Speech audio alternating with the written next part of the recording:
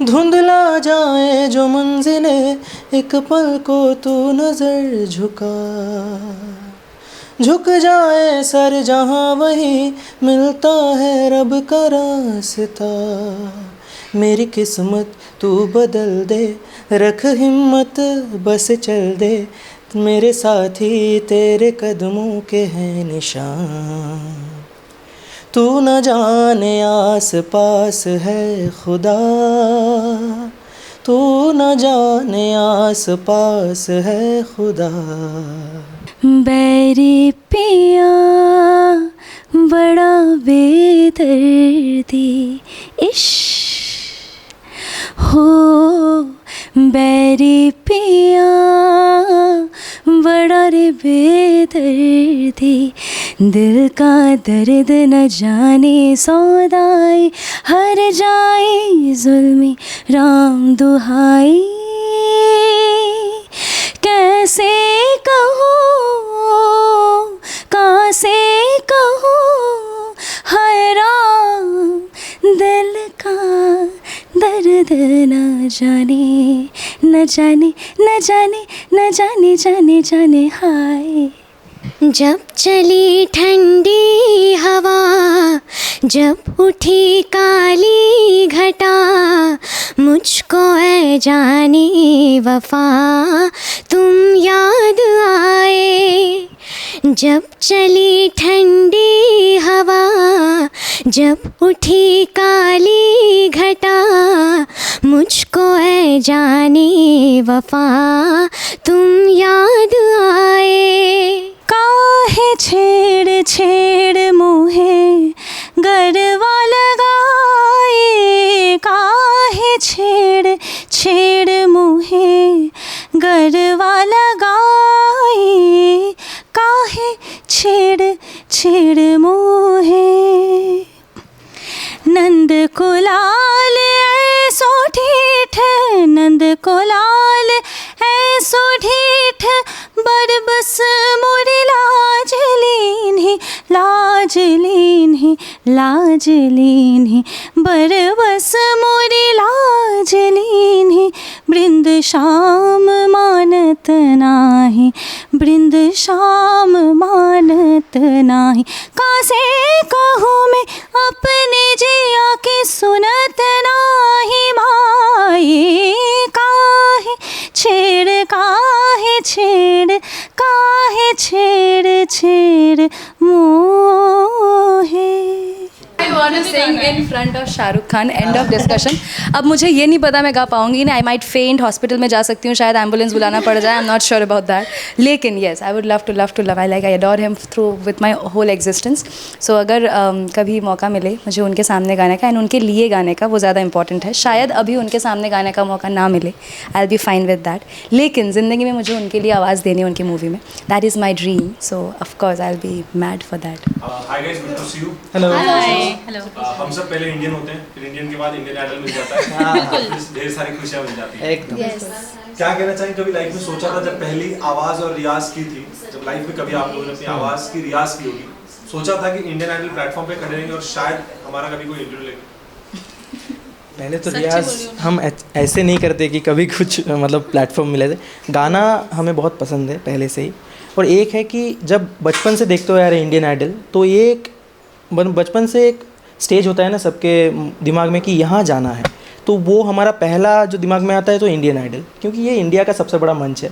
तो हम उसके लिए प्रिपेयर होते हैं कि हमारा आवाज़ को इस तरह से ट्रेन करना है कि हम वहाँ पे जाके अपना जो यूएसपी हमारा जो वॉइस है तो वो उसको अच्छी तरह से दिखा पाएँ. हाँ. मैं क्या बोलूँ अब? मैं तो सबसे छोटी हूँ. हाँ, मैं छोटी हूँ, मैं सबसे इंटेलेक्चुअल सवाल मैं पूछूँ. हाँ, तो मतलब हाँ ऐसा सोचा. मतलब रियाज मैंने 4 साल की थी तब से मैंने स्टार्ट किया म्यूज़िक सीखना. तो मैंने पहले अपने पापा से सीखा, फिर 4-5 साल मैंने पापा से सीखा, फिर उसके बाद मैंने क्लासेस लगाया. तो मैं बचपन से इंडियन आइडल देखती आ रही हूँ. हर सीज़न मैं इंडियन आइडल देखती हूँ और पापा कहते थे कि एक दिन मेरी बेटी भी जाएगी इंडियन आइडल पे. और उन्हें ये नहीं पता इतनी जल्दी चली जाएगी. अभी भी मुझे वो कहते कि तुम इंडियन आइडल में हो, मुझे विश्वास ही नहीं होता. एक्चुअली मैं प्योर क्लासिकल बैकग्राउंड से आती हूँ, प्योर क्लासिकल म्यूज़िक करती हूँ एंड बचपन में जब रियाज़ करती थी तब कभी सोचा नहीं था कि किसी रियलिटी शो की प्लेटफॉर्म में जाके खुद को प्रोजेक्ट करना है. बट जब कि मैं बड़ी हुई, क्लास 10th पास हुआ, देन 12th, तब I wanted to explore other genres of music की कैसे गाते हैं, कैसे प्रोजेक्ट करते हैं खुद को. Then I took the opportunity of going into other channels also. But Indian Idol is the first one. मेरा मुंबई आना भी ये पहली बार है, तो यहाँ पे बहुत सारे एक्सपेरिमेंट्स हम लोग हाँ इसका भी, शुभजीत का भी. सो हम लोग बहुत सारे एक्सपेरिमेंट्स कर भी रहे apart from our own genres. So we are absolutely enjoying that. चलिए, मेरा आंसर बहुत ही अतरंगा होगा. मैं तो भाई बचपन से टॉर्च लेके फुल गाना गाती थी टीवी के सामने. हाँ, I have been that full या फुल डीवा. जैसे मैं पकड़ी हूँ ना, ऐसे ही एक रेड कलर की टॉर्च होती थी जिसको पकड़ के बोलती थी, टीवी में देखती थी लोगों को गाते हुए एंड बोलती थी अब जाऊँगी मैं वहाँ. I was that kid, full drama and all that. So हमेशा से I have dreamed of this world and of course मैं यहाँ आके तो बहुत ज़्यादा खुश हूँ. एंड आपका सवाल रहा कि आपने कभी सोचा कि आपका कोई इंटरव्यू लेगा, ये सच में बहुत ही ज़्यादा ऐसा मोमेंट है हम सबके लिए. बिकॉज ये जो हो रहा है अभी हमारे साथ, ये हम लोग सब सोचते हैं कभी ना कभी ज़िंदगी में, सबने सोचा ही होगा, वो एक्सेप्ट शायद नहीं कर रहा है कोई. But this actually is a moment that we are living it. See everybody is giggling. I am always happy. हाँ, वी ऑल थिंक. अब जो फंबल हो रहे हैं ना, तो ये सबसे बड़ी बात है कि ये अब पहली बार है ना, तो धीरे धीरे हम फंबल नहीं होंगे तो अच्छे आवाज़ ही पहचान, आवाज़ नहीं आ रहा था, आया. तो यही है कि हमें जब अभी बात करते हुए जो ये अटक रहा हूँ, तो ये अटकना नहीं है, धीरे धीरे ये यूज टू होना है. तो इसकी वजह से ही हम अभी जो कर रहे हैं ये देखा जाए दोस्तों, तो कहीं ना कहीं 2004 में पहला एपिसोड हम सभी के बीच में आया था, जिसमें अभिजीत सावंत ने ट्रॉफी अपने घर लेकर गई थी. और तब से लेकर अब तक देखा जाए तो इंडियन आइडल की आवाज़ अब देश की आवाज़ बनते जा रहा है धीरे धीरे. कोई ऐसा कंटेस्टेंट जिसको आपने उस टाइम देखा हो, फॉलो किया हो या सुना हो या लगा हो कि जब 2004 से शुरू हुआ तब से लेकर अब तक में कोई ऐसा सीजन, कोई ऐसा एपिसोड जिसको शायद फॉलो किया और लगा हो कि हाँ, ही इज द डिजर्विंग या she is the deserving person?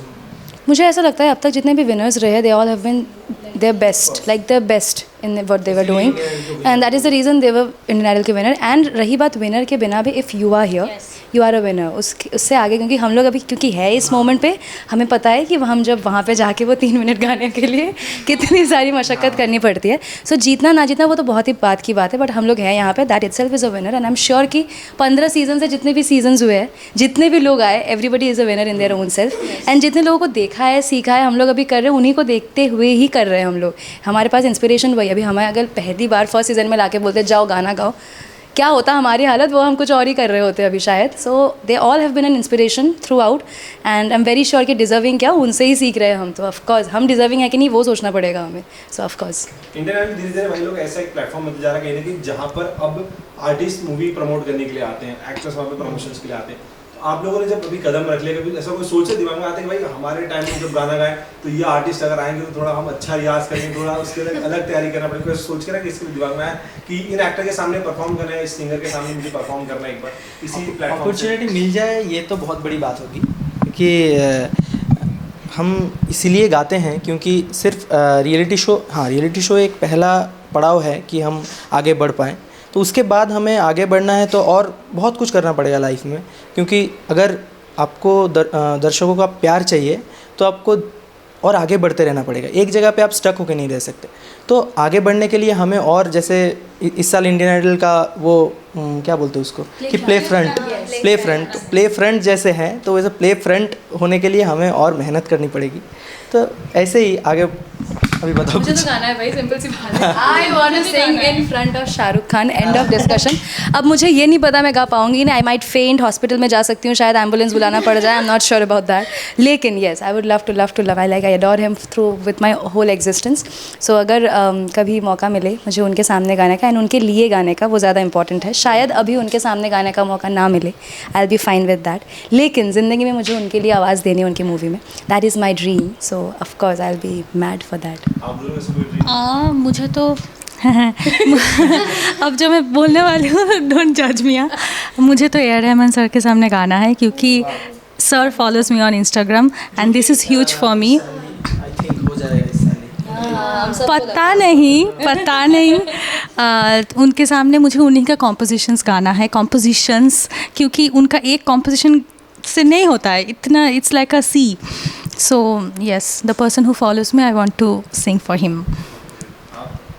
मेरा ऐसा कुछ है नहीं, पर फिर भी अगर आशा भोसले जी कभी आए शो पे तो मैं उनके सामने गाना चाहूँगी, ये मेरा ड्रीम है। देखा जाए इंडियन आइडल अब हर तबके तक, हर गली, हर मोहल्ले तक पहुंचने की कोशिश कर रहा है, वहाँ से आवाज़ ढूंढ के हम सभी के बीच में ला रहा है, और वहीं से कहीं आप लोग उन्होंने लेकर आया, तो कहीं ना कहीं अब आप आगे चल के उन नए अपकमिंग स्टूडेंट्स के लिए मोटिवेशन बन जाए कि हाँ हम भी कर सकते हैं। सो आपको क्या लगता है as a person, as a singer, आप अपने इस चीज़ को लेकर कितना लॉयल रहने वाले आगे चल के, और कॉम्पिटिशन्स को आगे चल के किस तरीके से देखेंगे?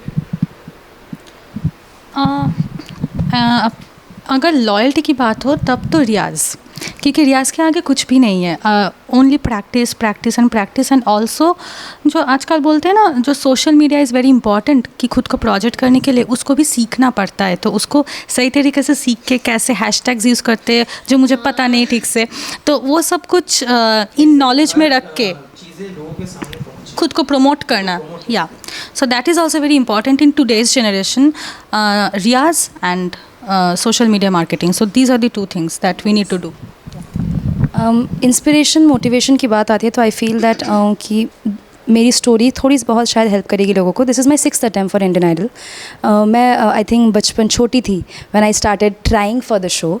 गुवाहाटी से हूँ मैं, आसाम से हूँ। वहाँ मुझे बहुत सपोर्ट किया है सब ने, बट इस स्टेज के लिए मैंने बहुत ज़्यादा मेहनत की है। मैं हर साल रिजेक्ट होती आई हूँ 6 साल से, एंड 6 अटैम्प्ट पे जाके सीखी हूँ। सो मुझे बस ये बोलना है कि हम लोग को हमेशा लगता है ये प्रोसेस ना बहुत लेंदी होता है। एक कोई भी ऑडिशन, हमको जब आप लोग हमें टीवी पे देखते हो, इट फील्स लाइक कि हम स्टेज पे आ रहे हैं, गाना गा रहे, चले जा रहे हैं। उसके पीछे जो महीनों का जो वो तपस्या है ना, इट्स लाइक अ तपस्या, वो ना बहुत टफ होता है। वो सामने से शायद नहीं दिखता है, तो शायद जब पहली बार कोई आ रहा हो तो उसको शायद लगे कि यार बहुत टायरिंग है, नहीं हो पाएगा। So I don't think that is the answer. अगर आप पढ़ाई कर रहे हो या डॉक्टर के लिए, किसी भी चीज़ के लिए कर रहे हो, तो आप लोग करते हो ना, एक बार अगर फेल करते हो, you do go for the second time also. इसके लिए भी सेम मुझे लगता है करना चाहिए कि अगर नहीं हो रहा है एक बार, it's fine, you can try again and just go forward with it. अगर कुछ करना है तो you have to do it. So motivation यही रहेगा कि जो कर रहे हो उसको करते रहो, and please be true to yourself. That's the end. जो आप कर रहे हो, जो आर्ट है आपका, उससे अगर सच्चाई के साथ पेश आओगे तो it will work, definitely work for you. अभी कहीं ना कहीं देखा जा रहा है, फिल्मों की अगर बात करूँ, टू बी वेरी ऑनेस्ट, अगर देखा जाए तो फिल्मों के अंदर में ऐसा रहा है कि अगर फिल्म के गाने अच्छे तो फिल्म चल रही। पहले ऐसा था फिल्म की एक्टिंग, एक्शंस, उड़ना कूदना ही चलता था, फिल्म चलती। लेकिन अब फिल्म कहीं ना कहीं गानों की वजह से भी आगे बढ़ रही है। एज ए सिंगर अपकमिंग हमारे नए इंडस्ट्री में, शायद आप लोग भी गाने देते हो, क्या लगता है आप इसको किस तरीके से देखते हैं जब आपको पता चलता है कि हाँ अब पुराने गानों को उठाकर भी उनको नए तरीके से लाया जा रहा है हम सभी के बीच में, तो कहीं ना कहीं अब सिंगिंग की तरफ एक अलग तरीके का प्रकाश दिया जा रहा है। सो आपको क्या लगता है, फिल्मों में देखते हैं कि आप फिल्म में गानों पे चलते हैं, सो आप इसको किस तरीके से देखते हैं? Honestly speaking, this is actually the play front era music के लिए, वेरी ऑनेस्टली बता रही हूँ।